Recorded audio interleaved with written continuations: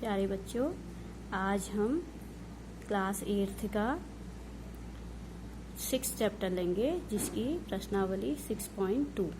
ठीक है, तो आज हम इसको शुरू करते हैं। इसमें हमारा पहला सवाल है कि निम्न संख्याओं का वर्ग ज्ञात कीजिए, यानी कि हमें इन जो संख्याएं दी हैं इनका वर्ग ज्ञात कीजिए। जैसे कि आप जानते हो, वर्ग ज्ञात करने के लिए हमें संख्या को संख्या से ही गुणा करना पड़ता है, इसलिए इन संख्याओं का वर्ग ज्ञात करने की दो विधियां हैं। ठीक है, दो विधियां मैं आपको बताती हूँ। तो किसी भी संख्या का जब हम वर्ग ज्ञात करते हैं तो मैंने पहले भी आपको बताया था कि अगर 32 का वर्ग ज्ञात करना है तो 32 को 32 से मल्टीप्लाई करेंगे। ठीक है, तो हम कैसे करेंगे? 32 मल्टीप्लाइड बाय 32। ठीक है, या तो इस तरीके से करें। तो ये तो बहुत नॉर्मल सा गुणा है जो सब बच्चों को आता है। ठीक है, इस तरीके से हम 2 2 जा 4, 2 3 जा 6, 3 2 जा 6, 3 3 जा 9। तो अब हम इसको जोड़ लेंगे ये। ठीक है, तो हमारा कितना आ गया? 32 का स्क्वायर 1024 आ गया। ठीक है, ये किसी भी संख्या का वर्ग अगर हमें ज्ञात करना है तो उस संख्या को उसी से गुणा कर देते हैं। ठीक है, और एक और तरीका है जिसमें हम सर्वसमीका का यूज करते हैं। जैसे हम 32 को स्क्वायर लिखेंगे इक्वल टू 32 को हम 30 + 2 सर्वसमीका का यूज करके हम कर सकते हैं। ठीक है, 30 + 2 का स्क्वायर। तो ये क्या हो गया हमारा? 30 + 2 का स्क्वायर हमारा हो गया a + b का होल स्क्वायर। तो a + b का होल स्क्वायर सब बच्चे जानते हैं, a² + 2ab + b²। दोनों ही विधियों से आंसर एक ही आएगा। तो 32 का जो स्क्वायर हो जाएगा वो हो जाएगा 30 + 2 का स्क्वायर, यानी कि a² यानी कि 30 का स्क्वायर प्लस 2 × 30 × 2। a हमारा 30 है और 2 b है, और प्लस 2 का स्क्वायर। ठीक है, तो इस तरीके से ये हमारा आ गया 930 का वर्ग। फिर ये आ गया हमारा 2 दूनी 4, 3 12 120 प्लस 2 दूनी 4। ठीक है, तो ये 900 में 120 और 4 124 जोड़ेंगे तो 1024 हमारा आंसर आएगा। तो इस तरीके से हम या तो 32 का स्क्वायर निकालना है तो हम क्या करेंगे? 32 को 32 से गुणा कर देंगे। सिंपल गुणा जो सभी बच्चे करना जानते हैं। ठीक है, तो इस तरीके से हम ऐसे आंसर निकालें, या फिर हम सर्वसमीका का प्रयोग करके निकालें। जैसे 32 का होल स्क्वायर होता है 30 + 2। हम 32 को 30-2 लिख सकते हैं, 30-2 का वर्ग। तो ये 30-2 और a + b का होल स्क्वायर एक सा ही है। ठीक है, तो जैसे a + b का होल स्क्वायर होता है a² + 2ab + b² होता है, वैसे ही 32 का होल स्क्वायर 30 + 2 है। तो हमारा a जो हो गया वो क्या हो गया? हमारा a 30 हो गया और हमारा b 2 हो गया। तो हम a² की जगह क्या लिखेंगे? 30 का स्क्वायर प्लस 2 × ab की जगह क्या लेंगे? 2 × 30 × 2 और प्लस b² की जगह 2 का स्क्वायर। ठीक है, तो अगर हम इसकी हेल्प लेते हुए इसको फैलाएंगे तो तब भी हमारा आंसर वही आएगा। जैसे अगला सवाल हमारा है 35 का वर्ग निकालना है। तो या तो इसी तरीके से 35 को 35 से गुणा करो, या फिर सूत्र का यूज करो। जैसे 35 को हम क्या लिख सकते हैं? 30 + 5 का होल स्क्वायर। तो ये ऐसे ही हो गया पिछले सवाल की तरह, a + b का whole square equal to a² + 2ab + b² होता है। तो हमारा a क्या है? 30 है, और हमारा b क्या है? 5 है। ध्यान से देखिए। ठीक है, a हमारा 30 है, b हमारा 5 है। तो हमारा यहाँ पर क्या होगा? a² नहीं होगा, हमारा होगा 30 का स्क्वायर, क्योंकि हमारे a की जगह 30 है और b की जगह 5 है। प्लस 2ab 2 × 30 × 5 और प्लस b का स्क्वायर है 5 का स्क्वायर। तो 900 और इनको गुणा करके कितना आएगा? 2 3 6 60 प्लस 5 300 और 5 का वर्ग 25। तो ये 900 900 में 300 जोड़ेंगे तो 1200 आ जाएगा, 1200, और 5 का स्क्वायर 25। तो ये सब जोड़ के आ गया 1225। ये हमारा 35 का वर्ग आ गया। ठीक है, अब ऐसे ही अगला सवाल हमारा है 86 का स्क्वायर। तो इसी विधि से हम करेंगे। 86 के स्क्वायर को हम लिखेंगे 80 + 6 का स्क्वायर। ठीक है, तो ये हमारा हो गया a + b का होल स्क्वायर की तरह, a² + 2ab + b²। ठीक है, तो हमारे सवाल में a हमारा है 80 और b हमारा है 6, ठीक है। तो हमारा ए जो है, ये देखिए ए हमारा 80 है और बी हमारा 6 है। तो हम क्या करेंगे, जो A square plus 2ab plus B square है उसकी जगह ए की जगह 80 रखेंगे, ठीक है। तो हमारा हो जाएगा 80 का वर्ग प्लस 2ab है तो 2 इंटू ए हो जाएगा 80 और बी हो जाएगा 6 और प्लस क्या है बी का स्क्वायर यानी कि 6 का स्क्वायर, ठीक है। तो अब हम क्या करेंगे, 80 का वर्ग होगा 8 अट्ठे 6400, ठीक है, प्लस ये हो गया 2 छक्का 12, 12 अट्ठा 84, 840 प्लस 6 छक्का 36। अब इनको एक के नीचे एक जोड़ेंगे हम तो हमारा आंसर आएगा 7396। ये हमारा आंसर आएगा एक के नीचे एक जोड़ के, ठीक है। तो इस तरीके से हम संख्याओं का वर्ग निकालेंगे। अगला हमारा है 93 का वर्ग। तो 93 यानी 93 को हम 90 प्लस 3 का होल स्क्वायर लिख लेंगे। तो फिर वही सवाल आया, जैसे 90 प्लस 3 का होल स्क्वायर है वैसे ही ए प्लस बी का होल स्क्वायर अगर होता तो हमारा जो उसका विस्तार होता A square plus 2ab plus B square होता। तो ए की जगह हम 90 लिखेंगे क्योंकि ए की जगह 90 है और बी की जगह 3 है, ठीक है। अगर ए प्लस बी का होल स्क्वायर की जगह ये हमारा है, ए की जगह 90 बी की जगह 3, तो हम लिखेंगे ए स्क्वायर की जगह 90 का वर्ग प्लस 2 गुणा 90 गुणा 3 प्लस 3 का वर्ग, ठीक है। तो ये हमारा आ गया 90 का जो स्क्वायर होता है वो 81, 9 9 81, 8100 आ गया, 8100 और ये इनको गुणा करके हमारा 540 आ गया, 3 का वर्ग करके 9 आ गया, ठीक है। तो इन सबको जोड़ के हमारा 8649 आंसर आएगा, ठीक है। तो इस तरीके से हम इनको हल करेंगे। अब अगला सवाल हमारा है 71 का स्क्वायर। तो 71 के स्क्वायर को भी हम 71 को हम 70 प्लस 1 लिख सकते हैं, 70 प्लस 1 का होल स्क्वायर।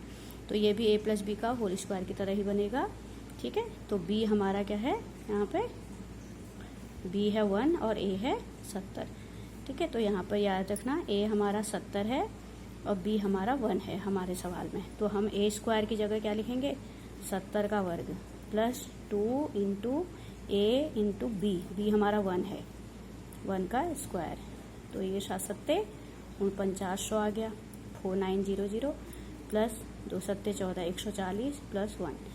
तो अब हम इनको एक के नीचे एक रख के अगर जोड़ें तो हमारा 5041 ये हमारा स्क्वायर आएगा, ठीक है। इसी तरीके से इस सवाल का अंतिम है 46 का वर्ग। तो 46 के वर्ग को हम 40 प्लस 6 का वर्ग लिखेंगे। तो ये 40 का वर्ग हो जाएगा प्लस 2ab यानी 2 गुणा 40 गुणा 6 प्लस 6 का वर्ग। तो 40 का वर्ग 40 का स्क्वायर हो गया 1600 प्लस इनको गुणा करके आ गया 480 और 6 का वर्ग आ गया 36। इनको सबको जोड़ के आ गया 2116। इस तरीके से हम इन संख्याओं का वर्ग याद करेंगे। और दूसरी विधि मैंने तुम्हें बताई रखी है, या फिर हम क्या करें, 46 का वर्ग करना है तो 46 को 46 से गुणा कर दें। तो जैसे हम 46 को 46 से नॉर्मली आप छोटी कक्षाओं में गुणा करते हो ऐसे गुणा करके भी आंसर निकाल सकते हो। 46 का वर्ग निकालना है, 46 गुणा 46 करके ऐसे भी आंसर निकाल सकते हो। तो ये भी वही उत्तर आएगा जो इसमें आया है, ठीक है। अगला वेरी इंपॉर्टेंट क्वेश्चन है एग्जाम के लिए 6.2 प्रश्नावली का दूसरा सवाल है कि पाइथागोरस त्रिक लिखिए जिसका एक सदस्य 6 है। तो पाइथागोरस आप जानते हो, पाइथागोरस ने एक संपूर्ण त्रिभुज के लिए सूत्र दिया था कि संपूर्ण त्रिभुज वो कौन सा त्रिभुज होता है जिसमें एक कोण 90 डिग्री का हो। समकोण त्रिभुज में जो कर्ण का वर्ग होता है वो आधार का वर्ग प्लस लंब के वर्ग के बराबर होता है।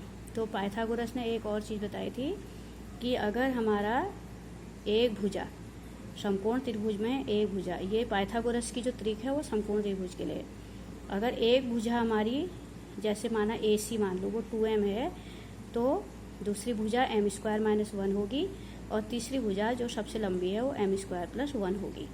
ये पाइथागोरस के त्रिक के 3 सदस्य हैं। यानी कि अगर एक सदस्य हमें दे रखा, माना 6 दे रखा है, यानी 2m की जगह कितना दे रखा 6, तो अगली भुजा जो होगी हमारी वो m² - 1 होगी और जो सबसे लंबी भुजा है कर्ण वो m² + 1 होगी, ठीक है।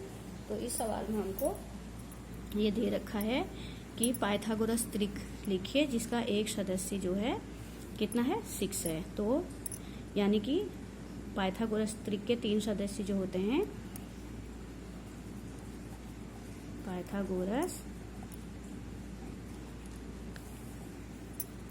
त्रिक के 3 सदस्य क्या क्या होते हैं?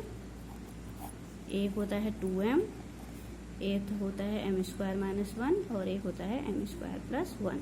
ठीक है, ये होते हैं एक सदस्य 2m, एक m² - 1, एक m² + 1। अब हमें एक सदस्य 6 दे रखा है, तो यानी कि हमें 2m की जगह क्या दे रखा है? 6 दे रखा है। तो हम क्या करेंगे? m निकाल लेंगे यहाँ से। एक सदस्य 2m 6 दे रखा, तो m निकालेंगे 6/2 यानी 3 आ गया। ठीक है, अब अगला सदस्य क्या होगा? ये तो पहला सदस्य हो गया 2m = 6। फिर दूसरा सदस्य हमारा होगा m² + 1। तो m की वैल्यू कितनी आई? 3 आई। तो 3 का वर्ग + 1, तो 3 का वर्ग कितना होता है? 9। 9 - 1 कितना आ गया? 10। ठीक है, अब हम तीसरा सदस्य निकालेंगे। तीसरा सदस्य होता है m² - 1।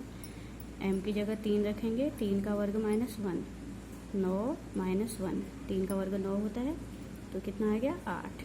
ठीक है, तो पाइथागोरस के तीनों सदस्य आ गए। एक तो 2m = 6।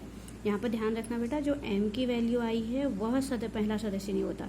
जो हमें पहला सदस्य दे रखा 6 यानी 2m, वो पहला सदस्य है। ठीक है, तो हमारे तीनों सदस्य आ गए त्रिक के। तीनों सदस्य मतलब तीनों भुजाओं का मान। तीनों सदस्य मतलब तीनों भुजाओं का मान। तो क्या आया? 6 आया। 2m की वैल्यू 6। पहला सदस्य 2m होता है, याद रखना, m नहीं होता।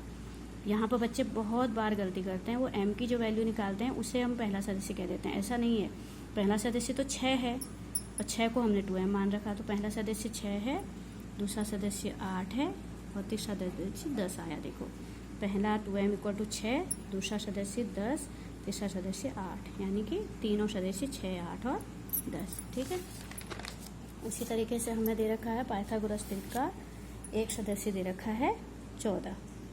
ठीक है, अब पिछले सवाल में 6 दिया था, यहाँ 14 दिया है, यही अंतर है। तो एक सदस्य यानी 2m कितना दे रखा? 14। तो अगले सदस्य निकालने के लिए हमें m का मान निकालना पड़ेगा, क्योंकि अगले सदस्य m² + 1 और m² - 1 होता है, इसलिए m की वैल्यू निकालना जरूरी है। तो m = हो गया 14/2, m = 7 हो गया। तो अब दूसरा सदस्य, पहला सदस्य तो हमें पता ही है 2m = 14, तो दूसरा सदस्य कितना होता है? m² + 1। m की जगह कितना रखेंगे? 7। 7 का वर्ग + 1 कितना हो गया? 49 + 1 50 हो गया। और तीसरा सदस्य कितना है? m² - 1 होती है इसकी वैल्यू, तो 7 का वर्ग ऋण 1, 7 × 7 = 49, 49 में से 1 घटाया 39। तो पाइथागोरस त्रिक के तीनों सदस्य निकल गए। पहला सदस्य 14, याद रखना 14, दूसरा सदस्य 50, तीसरा सदस्य 39। पहला सदस्य 14, दूसरा 50, तीसरा 39। इनको तुम 14, 39 और 50 ऐसे बढ़ते क्रम में भी लिख सकते हो। ठीक है, अब पाइथागोरस त्रिक का एक हमें 16 दे दिया, यानी कि 2m = कितना हो जाएगा? 16। तो m = कितना हो जाएगा? 16/2। ठीक है, तो m की वैल्यू आ गई। ये तो पहला सदस्य हुआ। दूसरा सदस्य हमारा हुआ m² + 1। तो m की वैल्यू कितनी आई थी? यहाँ पे 8 आई थी। तो m² + 1 कितना हो जाएगा? 8 का वर्ग + 1। तो 8 का वर्ग कितना होता है? 64 + 1 कितना आ गया? 65। ये तो आपका दूसरा सदस्य आ गया। अब तीसरा सदस्य निकालना है। तीसरा सदस्य कितना होता है? m² - 1। तो m की जगह कितना रखेंगे? 8। 8 का वर्ग ऋण 1। ठीक है, तो 8 का वर्ग होता है 64। 64 में 1 घटाओ 63। ठीक है, तो इसका मतलब है पाइथागोरस